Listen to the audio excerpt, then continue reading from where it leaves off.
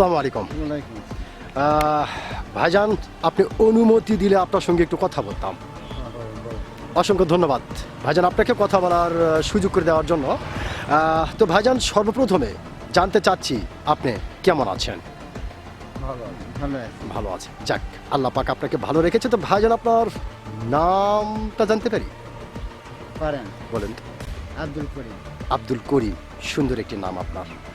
তবে ভাইজান, একটি কথা বলতে আমি বাধ্য হচ্ছি, সেটা হচ্ছে আপনার নাম শুনে এবং আপনাকে সামনাসামনি দেখে যেটা বোঝা যাচ্ছে, আপনি সাংঘাতিক একটি সাহসী মানুষ।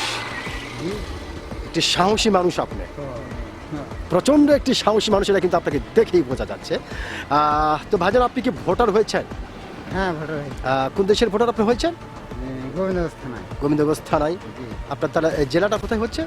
গাইবান্ধা জেলা, বাংলাদেশের। অসংখ্য ধন্যবাদ যে আপনি বাংলাদেশের একজন সাহসী মানুষ এবং বাংলাদেশের একজন সচেতন মানুষ। তো সেই ক্ষেত্রে এই বিষয়টি আপনার কাছ থেকে জানতে চাচ্ছি যে এইবার আসলে বাংলাদেশের সরকার কে হতে পারে? এটা তো বলা মুশকিল। এটাই তো ঠেকে দিলে। ঠেকে দিলাম মানে? এটাই তো ঠেকে দিলে। ঠেকে দিলাম? হ্যাঁ। কেন ঠেকে দিলাম? আমি এখন কে হবে আর কার কথা করবো? মানে আপনি যেহেতু আপনি একজন বাংলাদেশের একজন নাগরিক হিসাবে, যেহেতু আপনি একজন সচেতন নাগরিক, সেই হিসাবে আসলে যে নির্বাচনটি হচ্ছে, অবশ্যই তো একটি সরকার হবে। তো আসলে আপনার আইডিয়াতে যে সরকারটা কে হতে পারে? আপনার আইডিয়াতে জামাতে। জামাত ইসলাম জি। সরকার হতে পারে। অসংখ্য ধন্যবাদ, এই যে আপনি বলতে পারলেন।